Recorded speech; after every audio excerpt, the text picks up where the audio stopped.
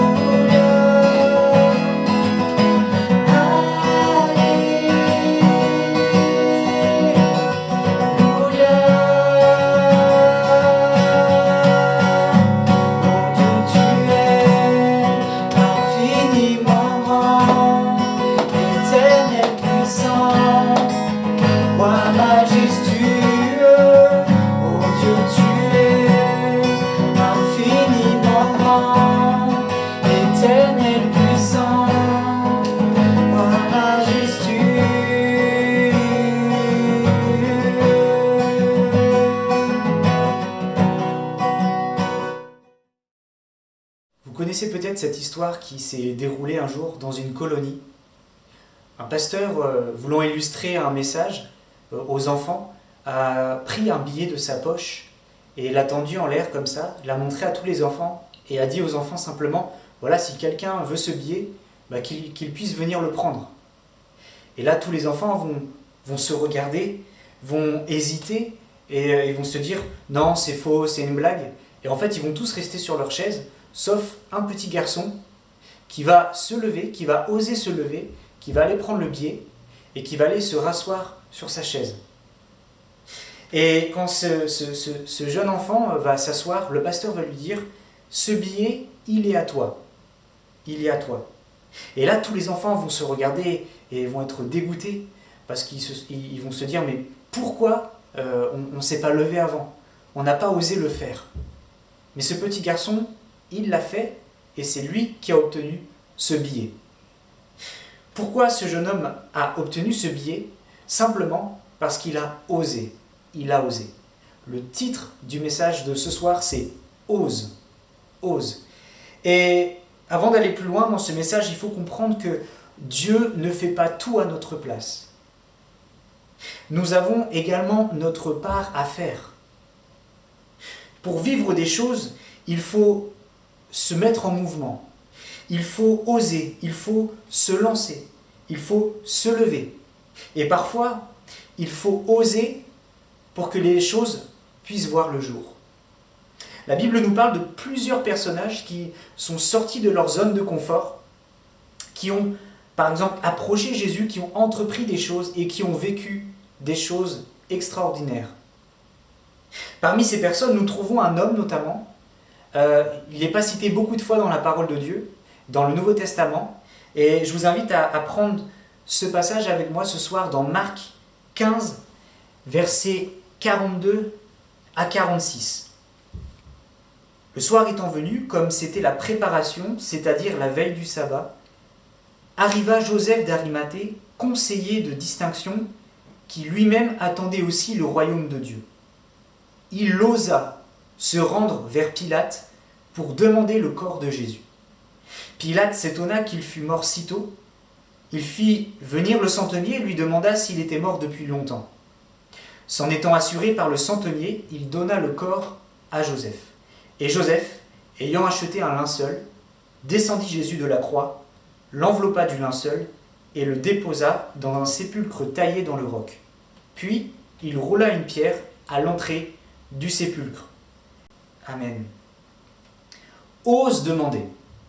C'est le premier point de ce message. Dans le passage qu'on vient de lire, il nous est parlé d'un homme, Joseph d'Arimathée, un homme juif qui était disciple de Jésus, mais il était disciple, la Bible nous dit, en secret, par peur des Juifs. C'est ce que Jean nous dit dans Jean chapitre 19, verset 38. Cet homme, disciple de Jésus, Joseph d'Arimathée, va faire quelque chose de particulier. Il va oser se rendre vers Pilate pour demander le corps de Jésus qui venait d'être crucifié à la croix. Il faut savoir qu'à l'époque, les Romains n'inhumaient pas un corps crucifié, mais ils le laissaient simplement sur la croix pour qu'il soit par la suite dévoré par les oiseaux de proie, sauf si bien sûr le corps était réclamé par les parents ou par des amis. Et dans ce cas-là, il pouvait être rendu. Mais souvent, le corps était abandonné. Il était laissé seul sur la croix. Les Juifs, de leur côté, interdisent ce traitement, mais par contre, ils refusent que le corps d'un criminel soit mis dans un tombeau familial. Pour eux, les criminels devaient simplement être enterrés dans un terrain commun, sans cérémonie, parce que c'était un criminel. C'est pour ces raisons que la demande de Joseph de prendre le corps de Jésus pour le mettre dans son tombeau, c'est un geste qui est exceptionnel. Il fallait sûrement beaucoup de courage déjà pour s'approcher de Pilate et pour lui demander la permission de récupérer le corps de Jésus. Pilate, ce n'était pas n'importe qui. Ça devait être sûrement assez difficile quand même de s'approcher de cet homme, qui était un homme très reconnu à son époque, qui était un homme entouré de beaucoup de personnes, et c'était sûrement pas évident de s'approcher d'un tel homme. Mais Joseph d'Arimathée, il va le faire.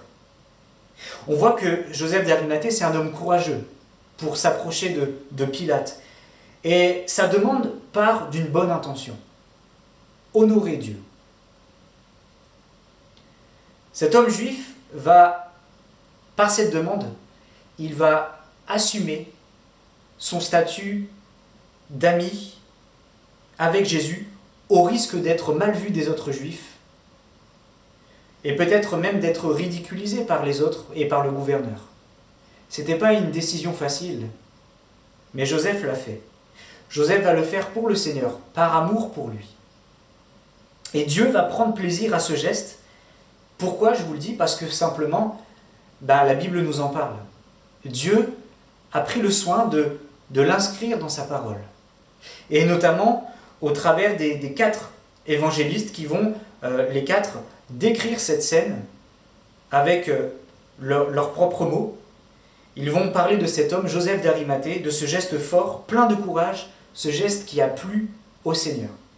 Mes amis, il est bon d'oser. Il est bon d'entreprendre.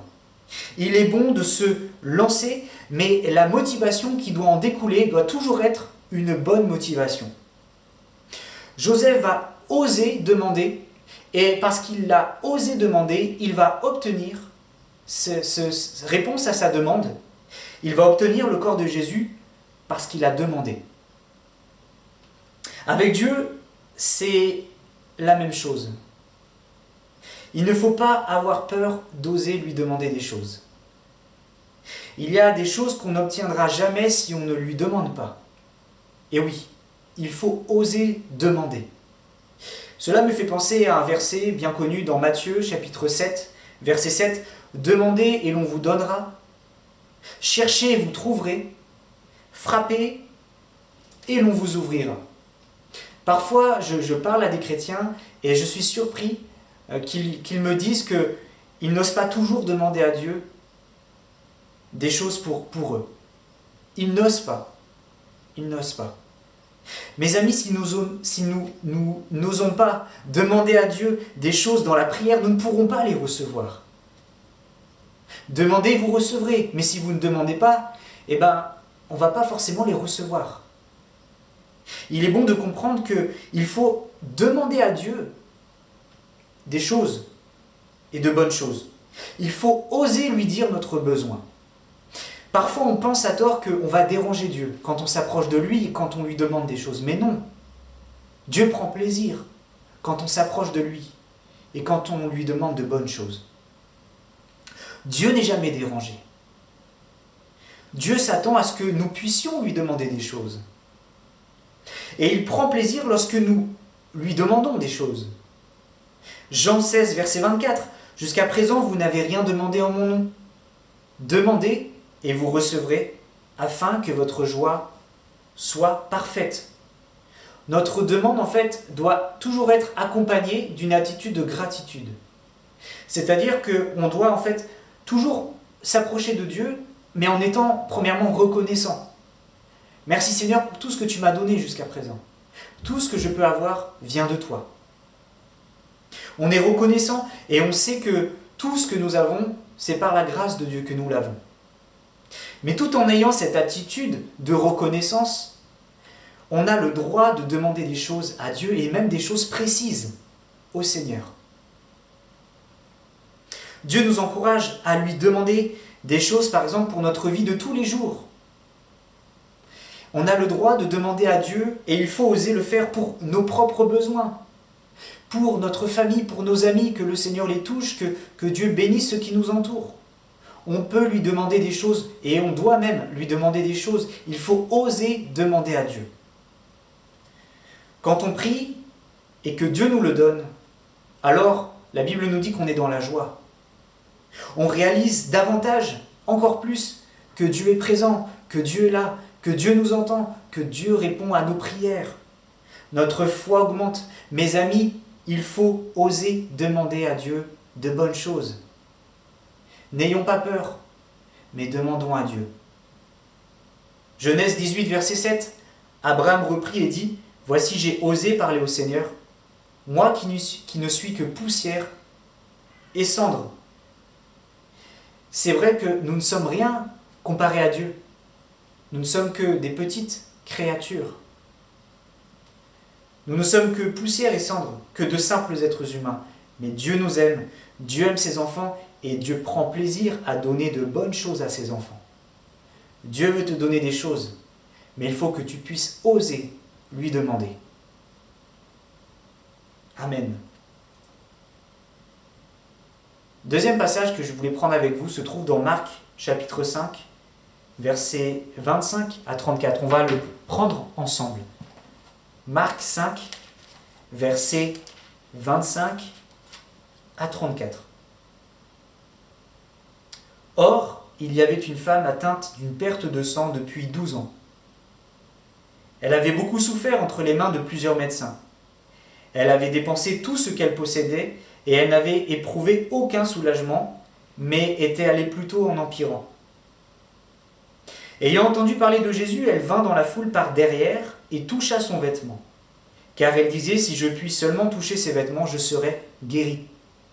Au même instant, la perte de sang s'arrêta et elle sentit dans son corps qu'elle était guérie de son mal. Jésus connut aussitôt en lui-même qu'une force était sortie de lui, et se retournant au milieu de la foule, il dit, « Qui a touché mes vêtements ?» Ses disciples lui dirent, « Tu vois la foule qui te presse, et tu dis, « Qui m'a touché ?» Et il regardait autour de lui pour voir celle qui avait fait cela. La femme, effrayée et tremblante, sachant ce qui s'était passé en elle, vint se jeter à ses pieds et lui dit toute la vérité. Mais Jésus lui dit, « Ma fille, ta foi t'a sauvée, va en paix et sois guérie de ton mal. » Amen.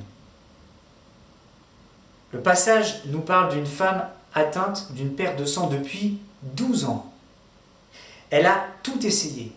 La Bible nous dit que c'est une femme qui souffre. Une femme qui est allée voir plusieurs médecins, beaucoup de médecins, mais malheureusement les médecins n'ont rien pu faire pour elle. Pire que cela, elle a tout dépensé, tout ce qu'elle avait, elle l'a mis dans ces choses-là et elle n'a rien obtenu en retour. Son état s'est même empiré, c'est la Bible qui nous le dit. Mais cette femme va oser quelque chose, elle va oser toucher le vêtement de Jésus. Cette femme va oser la foi. Et c'est mon deuxième point dans ce message, oser la foi. Elle va oser s'approcher de Jésus, croyant que Jésus est capable de la guérir. Croyant que Jésus est capable d'intervenir dans sa situation, là où peut-être les hommes n'ont pas pu intervenir. Cette femme sait que Dieu est capable de la guérir. Elle avait entendu parler de Jésus. Parce qu'elle le dit elle-même. Si je puis toucher seulement ses vêtements, je serai guérie. Cette femme y croit. Cette femme a la foi. C'est vrai qu'il y avait beaucoup de barrières qui pouvaient la retenir à ce moment-là. La barrière déjà de la maladie. Sa maladie la rendait impure, souillée, selon la loi. Elle n'avait pas le droit de s'approcher des autres. Elle était considérée par la loi de Moïse comme étant impure. Et c'est pour cela que cette femme va s'approcher de Jésus par derrière. Il y a également la barrière du regard des autres. Le regard des autres, c'est pas évident quand on est malade. Le regard des autres. Peut-être cette femme a-t-elle connu la condamnation des autres, le jugement des autres. Oh, regarde celle-là, c'est celle qui est malade, c'est celle qui saigne tout le temps, c'est celle qui est malade, qui ne guérit pas. Et il y a le regard comme ça des autres, malheureusement. C'est une barrière aussi difficile, le regard des autres. Et il y a également la barrière de l'époque, le fait que ce soit une femme. C'était pas facile pour les femmes de l'époque de pouvoir se frayer un chemin comme cela pour s'approcher de Jésus. Elle était peut-être mal vue des autres. La barrière également du temps qui passe, plus de 12 ans dans la maladie. Et vous savez, ça peut être une barrière pour celui qui est malade de se dire, finalement, avec le temps, avec le nombre d'années, Dieu ne peut plus rien faire pour moi. Malgré toute cette barrière, cette femme va oser. Jésus va la guérir. Et je crois qu'encore aujourd'hui, Jésus est capable de guérir, s'il le veut. L'audace de la foi. Ose la foi. Ose la foi, toi qui écoutes ce message ce soir. Ose également de t'approcher de Jésus si ce n'est pas encore ton cas. Si peut-être tu n'as jamais encore expérimenté la nouvelle naissance, le fait de s'approcher de Jésus, de s'abandonner à lui, de lui donner toute ta vie. Ose t'approcher de Jésus par la foi. Ose également peut-être lire davantage ta Bible. Ose le faire et tu verras qu'il y aura de belles choses qui vont découler de ces moments. Ose prier davantage peut-être. Passer un peu plus de temps chaque jour dans la prière. Ose croire que ce que tu lis, la Bible, est vrai et qu'elle est actuelle et qu'elle est pour toi aussi et que tu peux vivre ce qui est marqué dans la parole de Dieu. Amen. Ose aller plus loin avec Jésus. Ose la foi. Oser la foi, c'est également oser s'avancer, marcher par la foi. Tout à l'heure, j'ai cité Abraham et c'est vrai que cet homme est pour chacun de nous un exemple de foi. Il a reçu une parole de Dieu à un moment donné pour quitter le lieu où il était, quitter le confort dans lequel il était, pour pouvoir partir vers un pays qu'il ne connaissait pas, dans l'inconnu. Il ne savait pas ce qui allait se passer pour lui et pour sa famille, mais il a choisi de se lever. Il a osé la foi. Abraham va obéir à l'appel de Dieu, mais il ne va pas savoir où aller. C'est Dieu qui va le diriger au fur et à mesure. La Bible nous dit que c'est par la foi qu'il vint s'établir dans la terre promise, c'est-à-dire là où Dieu le voulait. Mais à un moment donné, il a fallu oser. Il a fallu oser la foi. Mon ami, laisse-toi conduire par Dieu. Oui, ose. Ose faire confiance au Seigneur. Ose faire confiance à Dieu. Si Dieu t'a clairement appelé à faire quelque chose, n'hésite pas. Fais-le, ça vient du Seigneur. N'aie pas de crainte, Dieu est avec toi. Quand Dieu appelle, il qualifie. Ne t'inquiète pas. Même si c'est l'inconnu devant toi, accroche-toi aux promesses de Dieu et marche par la foi. Tu n'es pas appelé à marcher par la vue, tu es appelé à marcher par la foi, en faisant confiance à Dieu, en ayant les regards fixés sur le Seigneur. Mon ami, laisse-toi conduire par Dieu. C'est sûr que c'est pas facile de lâcher prise. C'est pas évident, on est des êtres humains. Mais quand on le fait, quand on ose tout confier entre les mains de Dieu, alors le Seigneur nous dirige, nous conduit vers le lieu, l'endroit, la situation, là où il a prévu de nous emmener. Amen. C'est de loin, la meilleure chose que Dieu, que nous soyons à l'endroit où Dieu nous veut. Parce que Dieu a des choses merveilleuses entre ses mains, mais pour que nous puissions les vivre, il faut à un moment donné lâcher prise et s'approcher de Dieu et lui faire confiance. Si Dieu te demande quelque chose de précis, ne lutte pas, ne résiste pas, mais fais-lui confiance. Dieu est avec toi, tu n'as rien à craindre. Tu n'as rien à craindre. Ose la foi, ose surpasser les barrières qui peuvent se mettre sur ta route. Oui, c'était l'objet de mon deuxième point, oser la foi. Fais confiance à Dieu. Mets ta confiance dans les mains du Seigneur, mets ta situation entre les mains de Dieu. Et tu verras que si tu fais confiance à Dieu, tu verras sa gloire. Oui, si tu as la foi, si tu crois, tu verras la gloire de Dieu. Amen. Troisième et dernier point, je n'ai pas voulu être trop long dans ce message, ose témoigner. Peut-être qu'on n'ose pas parler de Jésus autour de nous. C'est vrai que c'est pas facile. Ce que les autres vont en penser, le regard des autres, la peur de ce que les autres vont pouvoir dire, se moquer de nous, parce qu'on a simplement la foi en Jésus. N'ayons pas peur d'oser afficher notre foi. Après, si les gens sont indifférents, si les gens ne semblent pas intéressés, ce n'est pas grave. Tu auras fait ta part. Tu auras fait ce que Dieu te demande. Et lui fera le reste. Mais ose ose parler de Jésus, ose afficher ta foi autour de toi. Parfois, on veut des résultats tout de suite, on veut que lorsqu'on parle aux gens, les gens se convertissent directement. On aimerait en tout cas, mais ce n'est pas toujours le cas. Si les gens semblent indifférents, si les gens semblent ne pas s'intéresser, ce n'est pas grave.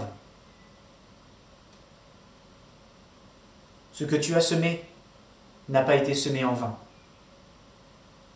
L'apôtre Paul peut dire ceci dans 1 Corinthiens 3, versets 6 et 7. « J'ai planté, Apollos a arrosé, mais Dieu a fait croître. En sorte que ce n'est pas celui qui plante qui est quelque chose, ni celui qui arrose, mais Dieu qui fait croître. » Peut-être qu'on va planter juste une toute petite graine, une simple parole, un simple témoignage, qui peut paraître peut-être insignifiant au départ, mais sans le savoir, nous avons contribué à planter quelque chose dans la vie de quelqu'un. Dieu ne sous-estime jamais les faibles commencements. Même si ça peut paraître peu de choses, une petite graine, un petit témoignage, eh bien, fais confiance, parce que Dieu est capable de faire croître le peu de choses pour toucher le cœur de la personne. Ose prendre position dans ce monde qui rejette le Seigneur. Je sais que ce n'est pas évident. Je sais que ce n'est pas facile, que malheureusement le monde, l'esprit du monde va contre l'esprit de Dieu, mais pour autant, il faut oser prendre position dans cette société dans laquelle nous sommes. Oser dire quelles sont tes valeurs, même si tu es pris pour un fou. Ose dire les choses. Nous sommes dans un monde qui veut nous imposer une seule et unique pensée. Mais je crois que c'est bon que les gens puissent entendre qu'il existe aussi autre chose, qu'il existe quelque chose de meilleur. Mais toi, en tant que chrétien, ose dire ce en quoi tu crois. C'est peut-être un défi pour quelqu'un ce soir, au travers de ce message, de se dire, finalement, je vais oser maintenant parler de Jésus autour de moi. Je ne vais plus me taire, je ne vais pas me cacher. Mais je vais parler avec sagesse, bien sûr. Mais je ne vais pas cacher la lumière qui vit en moi. Ose prendre position. Plante ce que tu dois planter. Avec simplicité. Et dis-toi que Dieu est là. Même s'il n'y a pas beaucoup de résultats, eh bien Dieu est là et Dieu t'aide. Et c'est Dieu qui fait le plus gros travail. Alors fais simplement ta part. Ose parler de Jésus. Ose afficher ta foi. Ose demander à Dieu de t'aider. Oui, tu n'es pas seul. Demande à Dieu de t'aider. Avant de parler à quelqu'un, avant d'aller dans ton travail, avant de voir tes amis, prie et demande à Dieu de pouvoir conduire toute chose pour que tu puisses, avec simplicité, avoir ce moment où tu pourras parler de Dieu. Ou simplement, prie pour que le Seigneur puisse t'aider à savoir quoi dire, à savoir comment réagir aussi par rapport à ce que tu peux voir autour de toi. Ose demander à Dieu peut-être de t'aider à comment témoigner efficacement aujourd'hui dans le monde dans lequel nous sommes. Par exemple, au travers des réseaux sociaux, c'est juste une petite part peut-être de notre vie de témoignage, mais peut-être que le Seigneur peut t'aider aussi à savoir comment faire, comment toucher ma génération aujourd'hui avec les réseaux sociaux, avec ces outils qui sont là devant nous. Tu sais qu'il peut y avoir des répercussions énormes juste avec peu de choses. La Bible nous dit que Dieu fait très souvent au-delà de ce qu'on peut penser ou imaginer. Alors ose croire que tu as été choisi par Dieu et que Dieu veut t'utiliser. Amen. Voilà un message, j'espère, qui vous encourage à entreprendre, à vous lancer, à oser peut-être sortir de votre zone de confort pour entreprendre de nouvelles choses. Je ne crois pas que nous sommes appelés à rester tout le temps dans notre zone de confort. Mais je crois que dans notre vie, et même nous en tant que jeunes, nous avons besoin de sortir de cette zone de confort et d'oser faire de nouvelles choses. Bien évidemment que Dieu nous conduit. Bien évidemment que Dieu nous demande déjà de faire des choses et nous devons lui obéir. Ce que Dieu nous dit dans sa parole, on le met en pratique, on le fait, on lui obéit. Mais je crois que parfois nous devons aussi, de nous-mêmes, nous lancer, entreprendre, oser. Joseph d'Arimathée a osé demander le corps de Jésus pour le mettre dans son tombeau. Pierre a osé sortir de sa barque pour aller à l'encontre de Jésus. Zachée a osé monter dans un arbre pour mieux voir Jésus. David a osé aller combattre Goliath, alors que tous ceux qui étaient autour de lui étaient effrayés. Mais lui, il a osé. Jonathan a osé aller attaquer un camp des Philistins. Et ce jour-là, il a tué plusieurs dizaines de Philistins. Il a osé le faire. La femme atteinte d'une perte de sang, comme on l'a vu tout à l'heure, a osé s'approcher de Jésus. Et ce jour-là, elle a vécu le miraculeux, elle a vécu la guérison de Jésus. Et je pourrais ainsi multiplier plein d'exemples dans la parole de Dieu, d'hommes et de femmes, de jeunes et de moins jeunes, qui ont osé entreprendre des choses, toujours avec une bonne motivation. Certains parfois demandent un signe avant de se lancer. « Oh Seigneur, voilà, j'ai ça sur le cœur, mais Seigneur, viens confirmer cette parole. Seigneur, parle-moi au travers d'un songe. Seigneur, parle-moi dans ça. » Et puis, parfois, on attend tellement de signes. Et finalement, on ne voit jamais les choses arriver. Certains attendent et attendront toujours. Mais commence à servir avec simplicité. Commence à être fidèle dans les tâches que Dieu t'a confiées. Dans les petites choses, commence à te mettre à disposition de l'Église, à disposition des responsables, à disposition du pasteur. Laisse-toi conduire. Oui, ose donner ce que Dieu t'a confié, ose le remettre entre les mains de Dieu pour que Dieu puisse s'en servir. Vous savez, cet exemple du jeune garçon qui avait 5 pains et 2 poissons, ce n'était pas grand-chose. Mais il a osé donner ça aux disciples, et les disciples vont le donner à Jésus, et ce jour-là, Jésus va nourrir des milliers et des milliers de personnes. Avec peu de choses, Dieu peut faire de grandes choses. Mais il faut oser. Si tu oses, il y aura forcément un impact. Ose pendant que tu es jeune. Si tu n'oses pas aujourd'hui, pendant que tu es jeune, tu n'oseras jamais dans ta vie. Ose, mets-toi en action, sois audacieux dans tes études, sois audacieux dans ton travail, sois audacieux dans ta vie de tous les jours. Laisse-toi conduire par Dieu. Et c'est peut-être pour quelqu'un ce soir le moment de se lancer dans quelque chose conduit par le Seigneur, de se lancer dans de nouvelles choses. N'ayons pas peur, mais simplement, au travers de ce message, comme on l'a vu, que nous puissions oser, que nous puissions entreprendre, que nous puissions nous lancer. Amen. Je vais prier pour terminer ces moments. Seigneur, merci pour ce message. C'est vrai que cet exemple de Joseph d'Arimathée, Seigneur mon Dieu, il nous sert d'exemple pour chacun de nous. C'est vrai que cet homme a osé aller vers Pilate pour demander le corps de Jésus. C'était une bonne intention. C'était quelque chose pour te glorifier, Seigneur. Et je te prie, dans tout ce que nous pouvons faire, entreprendre, que tout soit fait pour ta gloire, Seigneur mon Dieu.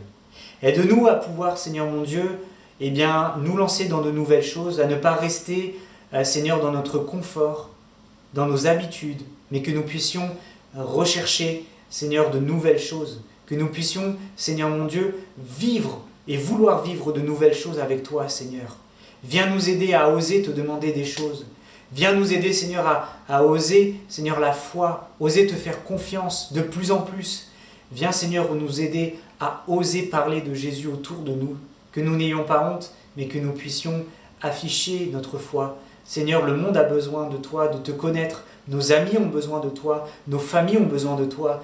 Aide-nous, Seigneur mon Dieu, à surmonter nos peurs, à surmonter, Seigneur, notre timidité, pour que nous puissions parler de toi, être des témoins efficaces là où tu nous as placés. Merci pour tout, Seigneur. Amen.